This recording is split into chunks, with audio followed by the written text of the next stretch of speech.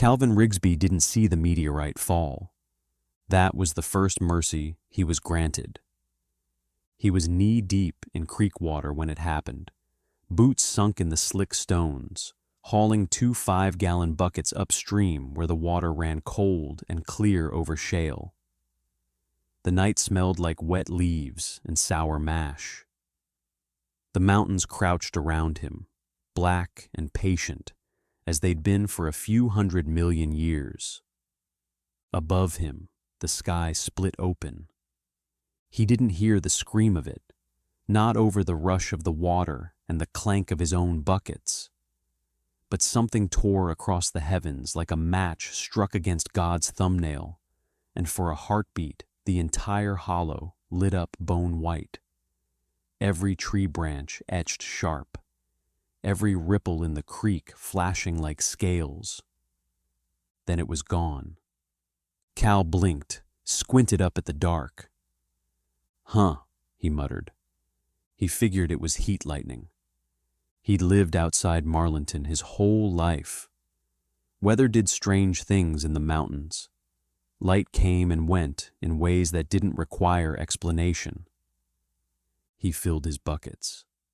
Upstream, less than half a mile, something punched into the forest floor hard enough to split rock and boil groundwater. But Cal didn't see that either. Cal wasn't stupid. He just didn't think much past the next practical thing. He'd learned to run shine from his uncle before the old man went liver yellow and died. Cal didn't have the finesse for big distribution, didn't have the nerve for real risk. What he had was a copper pot still, a coil worm he'd soldered himself, and a shed half buried in rhododendron thickets so thick a man could scream inside them and never be heard. He liked the process, the measuring, the waiting, the slow drip. It made sense. Sugar, cracked corn, yeast, water, fire underneath, steam rising, vapors condensing, clean liquor sliding out into a mason jar. You could hold it, you could taste it. It did what it was supposed to do.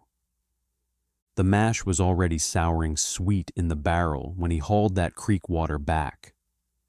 He poured it in without ceremony, wiping sweat from his neck with the back of his wrist. The water looked clear enough, maybe a little cloudy, but that creek always carried a bit of mountain silt after rain. He didn't notice the faint shimmer moving beneath the surface. Not at first. It was subtle, like oil thinned past visibility, slipping along in ribbons too faint to call real. He stirred the mash with a long wooden paddle. The mixture burped. He grinned. Atta girl. Upstream, something pulsed faintly in the earth. The crater wasn't large, maybe 8 feet across. The meteorite had shattered on impact, splitting into 3 main chunks and a scatter of fist-sized fragments embedded in mud and splintered roots. It did not glow red-hot like in movies. It glistened. Its surface was not rock exactly, not metal either. It had the wrong geometry, ridges that curved at unnatural angles, shallow pits that seemed to deepen if stared at too long. Veins of something darker threaded through it, sluggish and faintly luminous. Where groundwater seeped into the crater, the water did not simply fill. It thickened, not by much, just enough that insects landing on it struggled a second too long before freeing themselves. Just enough that minnows downstream swam erratically, then belly up. By morning, the feeder creek carried something new in it, something diluted, something patient. Cal fired the still the next evening, the shed filled with that warm, bready smell of ferment lifting into heat. He wiped condensation from the copper cap and watched the worm coil snake down into the cooling barrel. He liked this part best, when the first clear drops began to fall. The shine came out clean, clear as glass. He dipped a finger in the stream and tasted it. Sharp, good bite. But there was something else. A faint metallic tang. Not unpleasant, just unfamiliar. He smacked his lips and shrugged. Minerals, he decided. Good mountain water. He collected 3 gallons that night, more than he'd planned. The yield was strong, efficient. He lined the mason jars up on his workbench and admired them in the yellow bulb light. They looked like bottled lightning. He cracked one open right there, took a long pull. The liquor burned hot down his throat and bloomed in his chest. He coughed once, eyes watering, then laughed. Hell yes. It was smoother on the swallow than he expected. Thick, almost. Not syrupy, just substantial. It seemed to settle differently in his stomach. He blamed pride.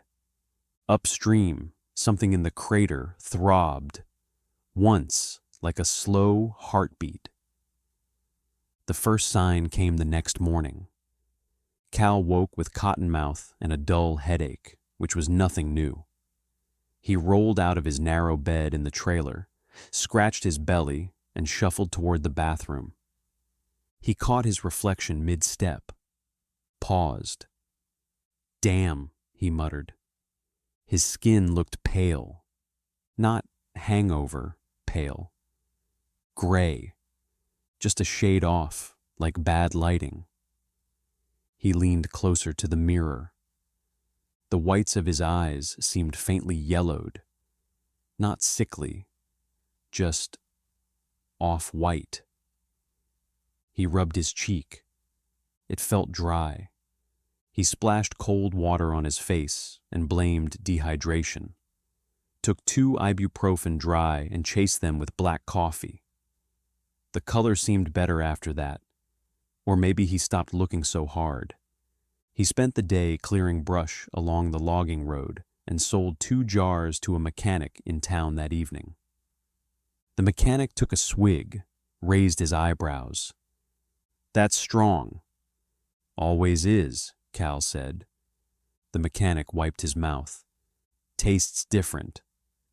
Cal felt a flicker of irritation. Different good or different bad? The mechanic shrugged. Just different.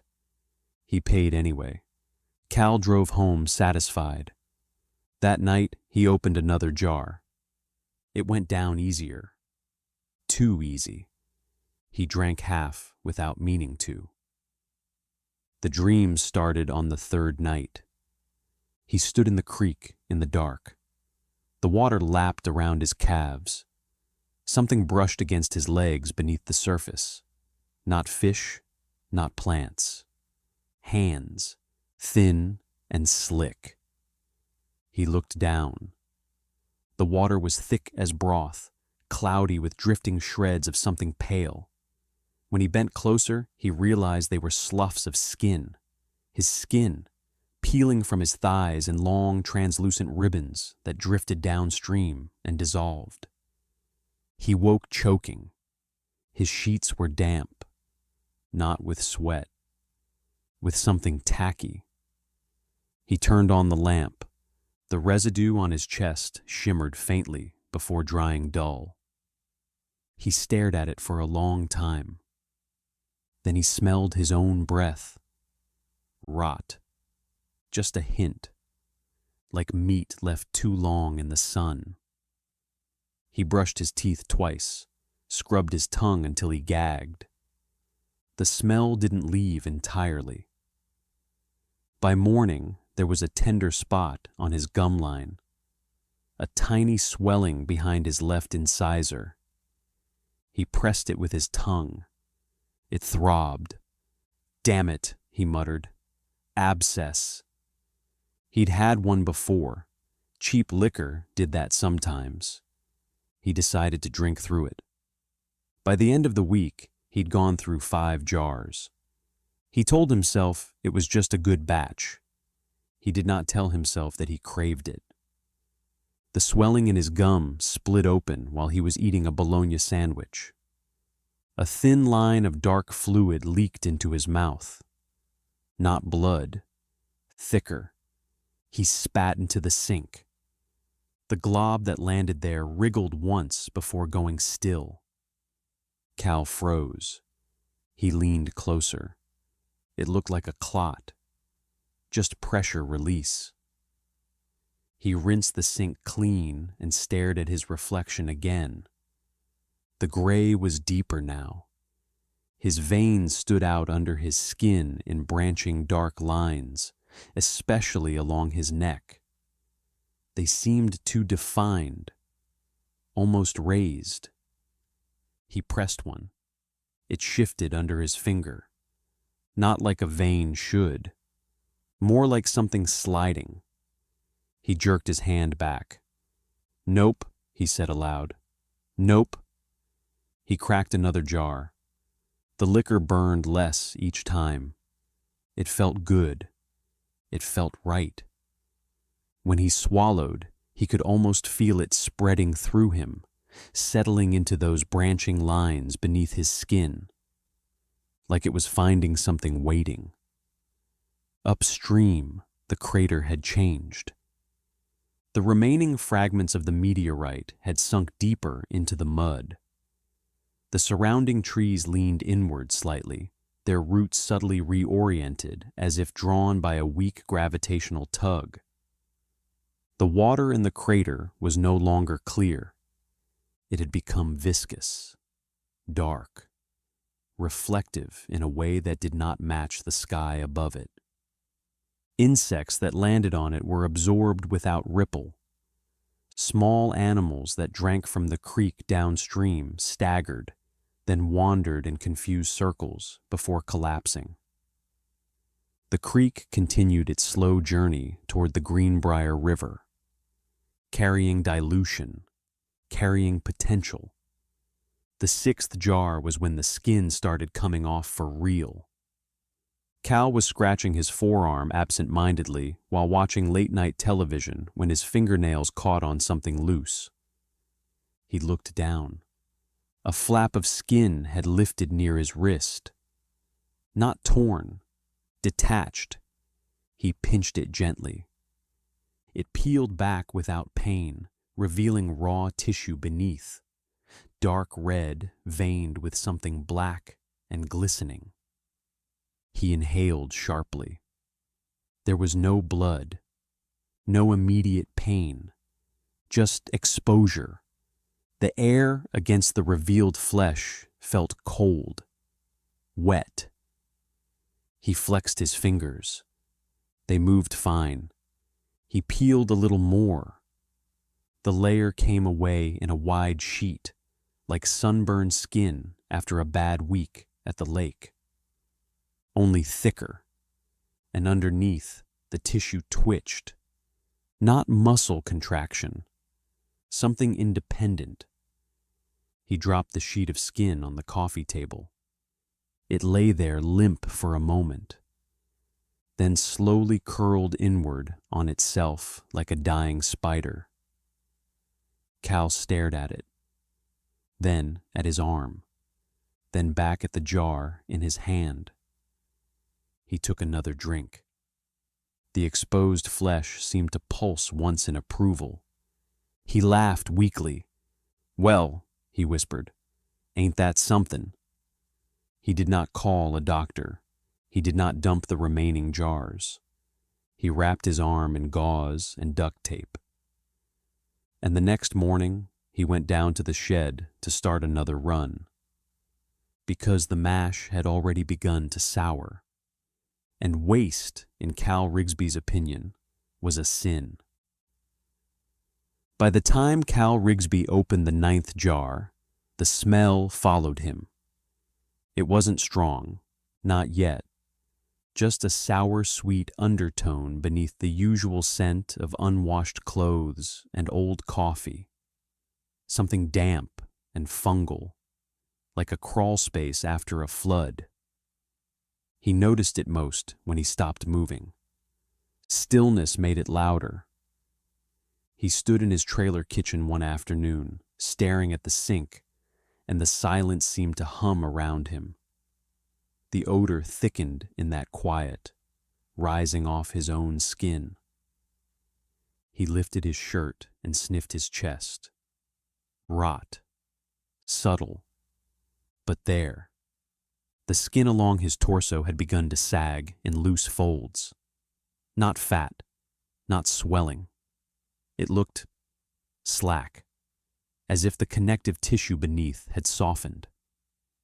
He pinched a section near his ribs and tugged gently. It stretched farther than it should have. Didn't snap back right. He let it go and watched it settle slowly, like cooling wax. He swallowed. His throat felt thick these days. Swallowing took effort. There was a faint grinding sensation when he moved his tongue. He ran it along his teeth. One of his molars shifted. Not loose exactly. Just mobile. He pressed harder. It rolled slightly in the socket. Pain flared, then dulled almost immediately, replaced by a strange warmth that radiated down his jaw and into his neck. He exhaled shakily. Jesus, he muttered. He poured himself a glass. Not from the jar directly this time. He wanted to feel civilized. The liquor clung faintly to the inside of the glass as he tilted it. It left behind a slow-moving film before sliding down. He drank. The warmth spread through him instantly. The grinding in his throat eased. The tension in his jaw softened. He closed his eyes. Relief. That was the word. Relief. He stood there breathing, feeling something inside him settle, like a nest of snakes calming at the sound of a familiar voice. When he opened his eyes, his reflection in the microwave door caught his attention. His pupils looked too wide. The whites of his eyes were no longer off-white. They were veined with black. Not red. Black. Fine branching lines radiated from the corners inward, spiderwebbing toward the iris. He leaned closer. The lines shifted, slowly, like ink dispersing in water. He stumbled back from the counter. No, he whispered. His stomach rolled. A wet, heavy sensation churned beneath his ribs. He barely made it to the sink before he vomited. It came out thick, not fully liquid. Chunks slid into the basin with a sound like soaked cloth slapping tile. He gripped the counter, gasping. The smell hit him next. Putrid. Sweet. He forced himself to look down. There was no recognizable food in the mess. No sandwich, no coffee, just grayish strands tangled together in a gelatinous mass. They twitched faintly in the puddle. One strand wriggled toward the drain. He turned on the faucet in a panic, blasting hot water over it. The mass convulsed once, then seemed to dissolve under the stream, breaking apart into smoky wisps that swirled away. He stared at the empty sink for a long time. Then, breathing hard, he reached for the glass of shine again. He stopped going into town. The mechanic had called once, asking if he had another batch ready. Cal told him he was sick, which wasn't a lie. He avoided mirrors now, avoided bright light. His skin tone had deepened from gray to a mottled slate color. Dark patches spread along his shoulders and thighs, marbled with faintly luminous veins beneath. The peeling had progressed. Entire sections of his back had sloughed away, revealing layers of tissue that did not resemble normal anatomy. It wasn't muscle. It wasn't fat. It looked fibrous, layered, almost root-like. Thin black tendrils threaded through it, pulsing gently. They withdrew slightly whenever he drank. They became more active when he didn't. He tested that theory accidentally. He fell asleep one evening without finishing a jar. He woke in the middle of the night to a sensation like hooks being dragged slowly through his insides. He screamed. His abdomen writhed beneath his hands. The skin there split open along a thin vertical seam, not torn, not ripped, but separating, like lips parting. Something pushed outward. A bulge formed beneath the opening, pressing against the air. He could see movement inside himself, shapes sliding under the fibrous layers. He scrambled for the bedside jar, knocking over the lamp in the process. The room fell into darkness except for the faint, sickly glow emanating from his own torso. He unscrewed the lid with shaking hands and drank straight from it, liquor spilling down his chin. The effect was immediate. The writhing slowed.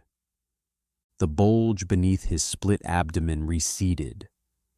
The seam closed slowly, the edges knitting together with a faint, sticky sound. He collapsed back against the mattress, sobbing. "I ain't missing another dose," he whispered hoarsely.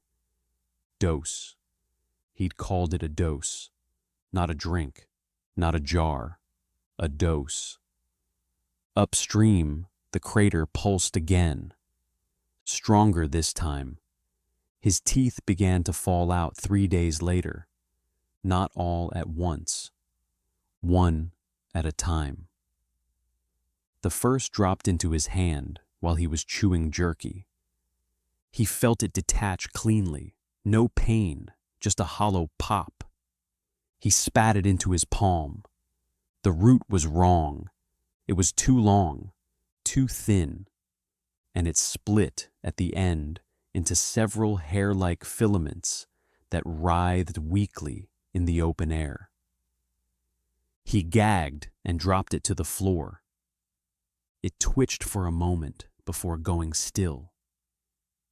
When he looked back into the mirror, because he couldn't help himself, he saw that the gap in his gums wasn't empty. Something dark moved beneath the surface, pressing upward. Within hours, a new structure forced its way through the flesh. It wasn't a tooth. It was jagged, translucent, more like a shard of mineral than enamel. It grew visibly over the next day, pushing higher, serrated along the edges. He ran his tongue over it and sliced himself. The blood that welled up was darker than it should have been. Almost black. It tasted metallic, familiar, like the shine. He laughed then, a high, brittle sound that didn't quite feel like it came from him. "Guess I'm evolvin'," he said to the empty room. The laugh died quickly, because his jaw had begun to ache. Deep, structural, as if the bones themselves were softening and reforming. He could feel pressure along the hinges, feel alignment shifting. He tried not to imagine what shape they were shifting toward. The shed was the only place he felt calm anymore. The still made sense. Heat rose, vapor condensed, liquid collected. He started another batch with creek water, though part of him understood he shouldn't. understood that the source was wrong, but stopping felt impossible. The mash bubbled more aggressively this time. Foam climbed the sides of the barrel, thick and iridescent. He dipped a ladle in to skim it off. The foam clung to the metal, stretching in long strands before snapping back into the vat. He watched it breathe, because that's what it was doing. Breathing, slow expansions and contractions across the surface. He staggered back. The air in the shed felt heavier than usual, damp, alive. His exposed forearm, the one that had peeled days ago, had changed further. The fibrous tissue beneath the missing skin had darkened and hardened in places, forming overlapping plates that resembled bark. Between those plates, fine hair-like tendrils extended and retracted, tasting the air. One brushed against the copper coil of the still. He jerked his arm away in horror. The tendril snapped back into him, leaving behind a faint smear of black residue on the metal. He stared at his arm. It stared back in its own way. He drank from a fresh jar. The tendrils calmed, retracted, satisfied. He realized then, fully, undeniably, that the liquor wasn't just changing him. It was sustaining whatever he was becoming. Without it, the thing inside him grew restless, hungry. He wasn't being poisoned. He was being cultivated. The thought lodged in his brain like a splinter. Cultivated. For what? Animals began avoiding the property. No birds perched on the sagging power line anymore. No raccoons knocked over his trash. The woods had gone quiet. The silence pressed against his ears until he could hear the faint internal movements beneath his skin more clearly. They sounded like roots pushing through soil, slow, persistent. One afternoon he ventured upstream. He hadn't planned to. His legs simply carried him that direction, as if drawn. Each step felt guided. The creek water looked darker than he remembered, thicker. He followed it to the bend where the trees grew dense and the ground dipped slightly. That's where he found the crater.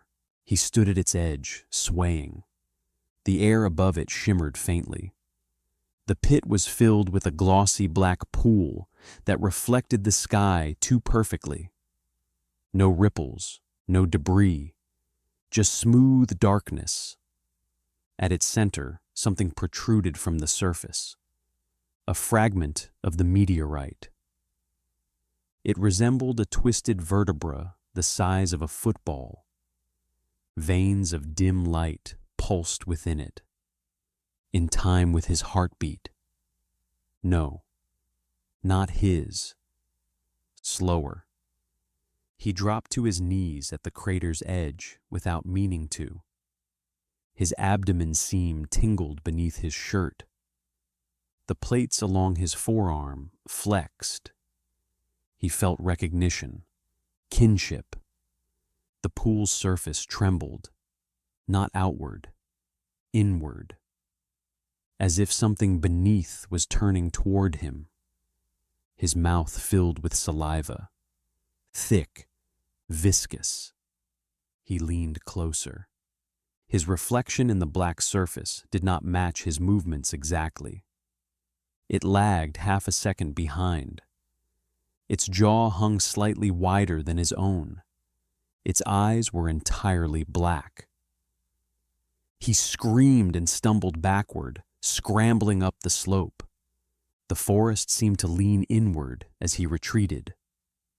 Branches creaked, though there was no wind. He didn't stop running until he reached the trailer. He locked the door, as if that mattered. He drank until he passed out. That night, he dreamed again.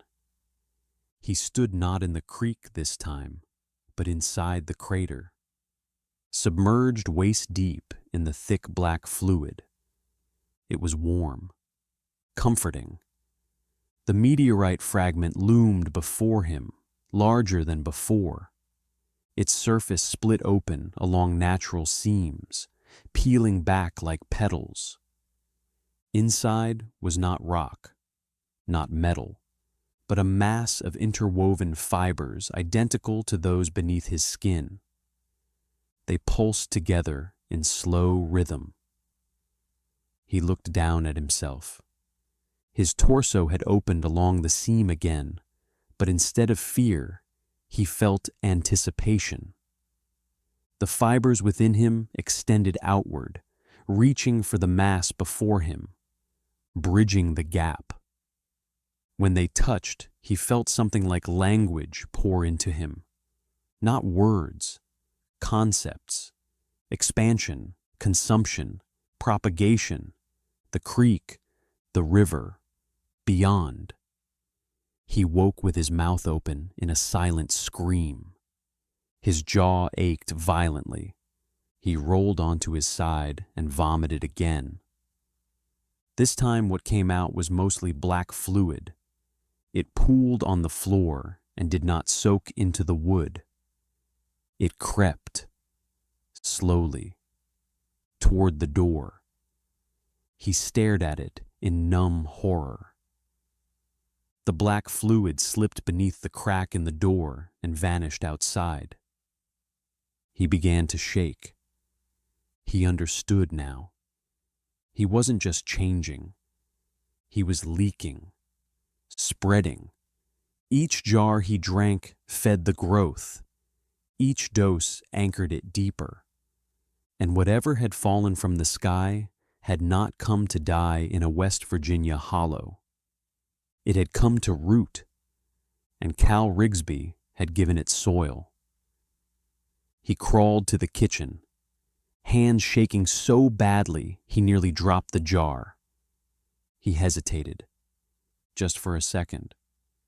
Then he drank anyway, because the pain was already starting again, because the fibers beneath his skin were tightening, because something inside him had begun whispering without sound, and because some part of him, the practical, narrow, stubborn part, still believed he could manage this, control it, like a still, like a batch, measure the intake, keep it contained. He swallowed. The relief washed through him like warm creek water. Outside, in the dark woods of Pocahontas County, the feeder creek ran slow and thick. And somewhere far below the surface of that black pool, something shifted its weight. Cal Rigsby stopped pretending on the 12th jar. There wasn't enough of the old shape left to pretend with. He had not left the trailer in 2 days. The windows were covered with towels because daylight hurt now. Not his eyes exactly, but the tissue beneath his skin. Sunlight made the fibers twitch violently, like earthworms exposed after rain. The smell had grown bold. No more subtle sourness. Now it was open grave and river mud and sweet fermentation all braided together. It rolled off him in waves, heavy enough that the air in the trailer felt syrup thick. His abdomen had split again. This time it had not closed. The seam had widened into a vertical opening from sternum to navel. The edges did not bleed. They puckered slightly, dark and ridged, as if scarred long ago. Within the cavity, layers of fibrous structures, coiled and flexed, glistening wetly in the dim light. There were no recognizable organs anymore, no red loops of intestine, no pink lung tissue, just black-veined latticework threaded through with faint pulses of dull light. Sometimes it shifted in patterns, not random, coordinated. He lay on the couch, breathing shallowly. His chest did not rise evenly. The rib cage beneath his skin had changed shape, flaring outward at odd angles. A few ribs had pushed through the surface and hardened, darkening into curved, bark-like ridges. His forearms were fully plated now, overlapping segments of hardened tissue with fine seams between them. From those seams, hair-thin tendrils extended periodically, tasting the air, tasting the room. He watched them with exhausted disgust. "Enough," he croaked. His voice had thickened. The sound carried a faint wet resonance, like it echoed inside a hollow gourd. He rolled off the couch and landed hard on his hands and knees. The impact didn't hurt. Very little hurt anymore. Pain came only when he delayed drinking. He crawled toward the kitchen counter where 3 jars remained. 3 doses. He could see his reflection in the glass as he approached. The face staring back was not his. The skin sagged loosely from his skull, stretched thin over altered bone. His jaw had elongated subtly, the hinge restructured so that when he opened his mouth, it unhinged farther than human anatomy allowed. And the teeth, those serrated translucent shards, had multiplied. They crowded his gums in uneven rows, overlapping slightly, some angled inward, others outward. When he closed his mouth, a few pierced his lower lip from the inside. Black fluid dripped steadily from his nose. His eyes were entirely black now. No white remained, just depthless, oily darkness. He reached for the nearest jar. His hand paused. The tendrils along his forearm quivered eagerly. He felt the hunger inside his cavity stir. He closed his fingers around the glass, and instead of opening it, he hurled it against the wall. The jar shattered. Clear liquor splashed across the peeling wallpaper and ran down in rivulets. The fibers inside his abdomen convulsed violently. He screamed. The sound that tore from him was layered, his own voice and something lower beneath it, vibrating through the lattice in his chest. Hooks dragged through his insides again. He collapsed onto his side, clutching himself. The opening in his abdomen widened further. Fibrous strands pushed outward, writhing blindly, searching for the spill. They stretched across the floor toward the puddle of shine soaking into the boards. The instant they touched it, they shuddered in visible relief. Absorbing, drinking. He watched in horror as his own body fed itself from the floor. "No," he rasped. "No more." The relief from the contact was immediate, but thinner, weaker. The spill was not enough. The thing inside him tightened its grip around his spine. He could feel it now. Not metaphorically, physically. Coiled around his vertebrae like ivy around a fence post. He dragged himself upright using the counter. The second jar waited. His reflection in the microwave door lagged again. The reflection smiled before he did. Slowly, wider, teeth gleaming like wet glass. He grabbed the jar and hurled it too. More shattering, more spill, more writhing relief as the tendrils shot across the linoleum to lap at the pooling liquor. But the hunger did not ease fully. It sharpened, because now it knew scarcity. The fibers beneath his skin tightened so hard that the plates along his arms cracked audibly. He howled. He understood something then. This wasn't just survival, it was establishment. The meteorite had not poisoned him, it had seeded him. The shine wasn't corrupt on its own. It was a vector, distilled creek water, concentrated medium. He had brewed the infection into potency. Each jar had thickened it inside him, given it structure, given it reach. And now it was almost complete. He staggered toward the bedroom. There was a shotgun under the bed. He kept it for coyotes mostly. He dropped to his knees and reached beneath the frame. His fingers brushed metal. The tendrils along his arm recoiled violently at the touch. The thing inside him pulsed in agitation. He dragged the shotgun free. The motion tore fresh seams along his side, where the skin could no longer stretch around his altered ribcage. The tears opened like overripe fruit, revealing more of the fibrous mass beneath. He didn't look. He knew what he'd see. He braced the stock against the floor. He had to think carefully. The head. Destroy the brain. That would do it. Had to. He wedged the barrel under his chin. His jaw opened wider than it should have, accommodating the metal easily. The serrated teeth scraped along the barrel. He could feel the thing inside him recoil in confusion. Alarm.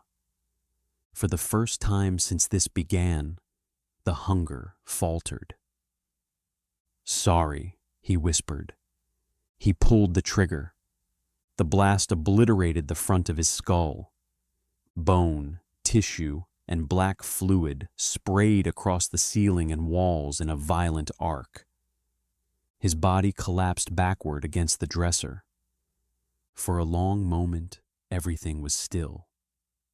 The trailer filled with the thick scent of burned powder and rot. Fragments of skull slid down the wallpaper. Black fluid pooled around his shoulders. Then, the fibers inside his torso began to move. They did not thrash. They reorganized. Slowly, purposefully, the cavity where his head had been pulsed, then extended upward in branching strands.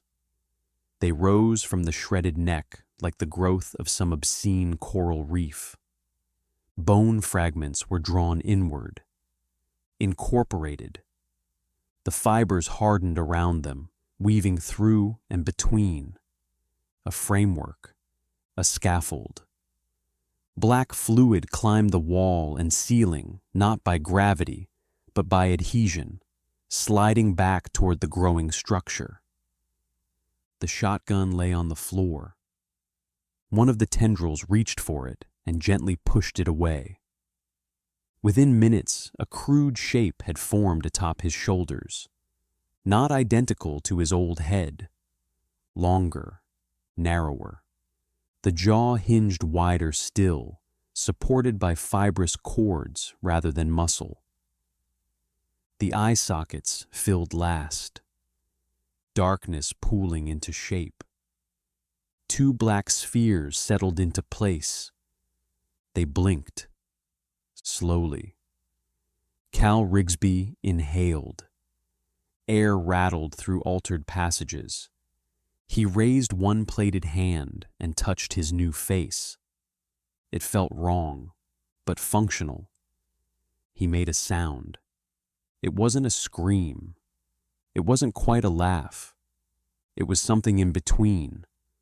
A realization made vocal. He could not die.